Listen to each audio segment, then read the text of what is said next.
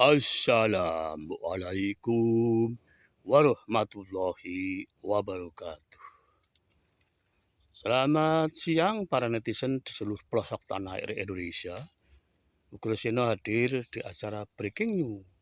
Ugrasena Aji Baskara hadir di acara Breaking News siang menyoroti yaitu pemerintahan Prabowo Gibran. Saudara-saudara sekalian, kita akan menyoroti pemerintahan Prabowo Gibran. Kita kok seperti kelihatan kaget karena saat ini pidato-pidato Bapak Prabowo selaku presiden ini kok seperti tidak Presiden Prabowo yang dulu-dulu ya, penuh gegap gempita sampai menyatakan bahwa akan mengejar koruptor sampai ke Antartika. Kemudian akan memberantas mafia-mafia hutan, mafia-mafia tambang, mafia-mafia bank-bank, mafia bea cukai, mafia Pertamina, semua akan ditumpas habis. Tetapi saat ini kita kok penasihatnya Prabowo itu di mana? Ya, kita seperti kaget dan tidak percaya bahwa apa yang disampaikan oleh Presiden Prabowo saat ini membuat kaget para pendukung beratnya. Ya. Saya ini selaku konten kreator juga merangkap sebagai pendukung Prabowo di garis belakang. Artinya sudah 5 kali nyalon presiden Prabowo kita terus mendukung. Kita melihat figur Prabowo saat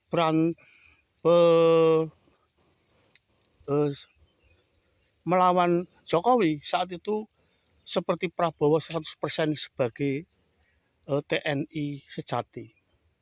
Namun setelah bergaul dengan Jokowi selama ini kurang lebih 7 tahun ya, pikiran Prabowo seperti tidak seperti idola saya dulu pada saat nyalon selaku presiden, bahwa akan mengganyang segala mafia, akan mengganyang segala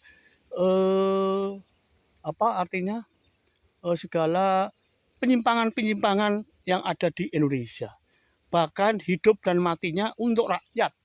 Ya, sekarang kita ini kan sudah tahu bahwa Mr. X adalah pendukung Prabowo, Mr. Y adalah pendukung Prabowo.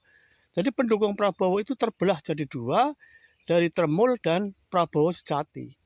Tetapi saat ini kita seperti bingung karena teman-teman kita yang tadinya itu mendukung sejak awal sekarang sudah kesal. Kesalnya ini ingin Prabowo ini betul-betul mengawal dan mengadili siapa saja kroni-kroni yang tidak baik. Ya. Mantan-mantan presiden, mantan-mantan menteri yang dulunya itu bekerja 10 tahun ternyata setelah dikoreksi banyak borok-boroknya. Ya, menurut pendukung Prabowo itu segera saja diproses. Tetapi Presiden Prabowo seperti kebingungan. Menyopot Kapolri saja masih maju, mundur. Kemudian sudah dibentuk tim evaluasi Kapolri, tim evaluasi kepolisian saja anggotanya yang akan dikoreksi ya. Listo Sigit masuk di dalamnya. Ya, Tito Karnavian masuk di dalamnya. Kemudian CS-nya Tito masuk di dalam. Ya. Hanya 2 tokoh saja yang murni adalah dari masyarakat, yaitu Bapak Profesor Mahfud MD dan Profesor Jimli Asitik. Ya. Itu semuanya adalah polisi-polisi mantan Kapolri dan sebagainya. Ya tidak jalan. Wong yang akan dikoreksi ini adalah Listo Sigit. Listo Sigit menjadi tim reformasi kepolisian. Ini akhirnya saya bingung. Tim reformasi kepolisian itu jalan apa jalan berhenti di tempat ya. maka negara juga semakin gaduh. Ya, itu saja dirayu oleh Donald Trump. Tidak tahu politiknya Donald Trump. Ya, dia seharusnya sebagai pembela Palestina merdeka sejak itu harus mengawal Palestina merdeka. Ya, sebab Palestina merdeka ini adalah yang menggoyang-goyang, yang otak-atik itu kan Israel dengan Amerika. Karena Amerika mempunyai kepentingan untuk menguasai minyak. Ya.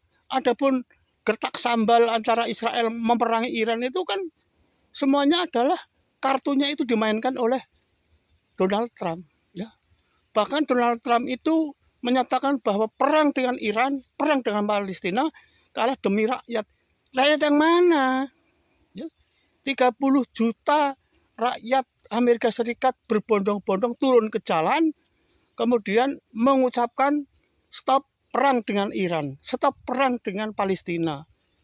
Mana? Ini berarti Donald Trump itu kan akan menipu rakyat. Ya, rakyatnya ditipu, padahal rakyatnya tidak menuntut perang. Jadi penduduk dan warga Amerika Serikat sekarang bukan seperti zamannya Ronald Reagan. Ya. Sekarang Amerika juga sudah banyak yang memeluk agama Islam, sudah masuk. Sehingga kasihan dengan Palestina yang sudah lama digempur oleh Israel. Ya. Israel sekarang sudah menemukan titik lemah. Mungkin di dalam peperangan di Teluk akan dimenangkan oleh Iran. Karena Iran ini memang betul-betul membela kepada kebenaran. Ya, Palestina itu negara yang lemah harus dilindungi. Palestina negara lemah harus dibantu segala domestik, ya, logistik dari negara-negara maju ini harus yang pro dengan kemerdekaan harus disuplai di Palestina. Sekarang Israel sudah meremlek, artinya rumah-rumah penduduk hancur lebur. Tetapi yang ngotot adalah alat negaranya, yaitu para serdadunya digerakkan. Ya, alangkah tololnya tentara-tentara Israel disuruh perang dengan tentara Indonesia. Ya, Indonesia adalah yang dikirimkan ke Lebanon adalah tentara-tentara pilihan, tentara-tentara yang sudah dilatih dengan profesional, tentara bukan profesional menembak, tetapi juga bela dirinya harus maju. Kemudian juga punya kekebalan, ilmu kekebalan. Jadi yang dikirim ke sana itu sudah penuh. Tetapi alangkah kagetnya berita 3 orang TNI Indonesia gugur karena jebakan dari Israel. Ya, Israel menaruh ranjau-ranjau di sekitar jalur Gaza. Nah, pada saat itu tentara perdamaian dunia, karena Indonesia kan tergabung dalam tentara perdamaian dunia, kemudian masih operasi ONAL, kemudian tanknya kena ranju yang dipasang oleh Israel. Israel, Anda sebentar lagi akan tamat. Ya, rakyatnya sudah menangis, banyak yang berlari ke negara lain. Ya. Menurut informasi yang terbaru bahwa rakyat Israel, Tel Aviv, kota Tel Aviv itu sudah berbondong-bondong menuju imigrasi ke negara Thailand. Rupa-rupanya Thailand pro kemana kok? Berarti pro Amerika ya, sehingga penduduk Israel yang sudah tidak punya rumah kemudian ditampung di Thailand. Ya, di Thailand ini bukan negara sendiri, sehingga akan terbatas waktunya. Waktunya mungkin akan diatur. Dari Thailand lari mana. Ya. Nah, yang saya sayangkan itu kan negara-negara teluk, negara-negara Jazirah Arab. Kok lucu setelah Iran dengan rela mendanai perang dengan Israel, ternyata negara-negara Arab di kawasan Arab seperti Arab Saudi, kemudian di sekitarnya, ini justru mendukung Amerika Serikat dan Israel. Kan lucu. Hanya gara-gara masalah kepercayaan. Karena Iran menganut sistem Syiah, ya, sedangkan Arab Saudi dan teman-temannya menganut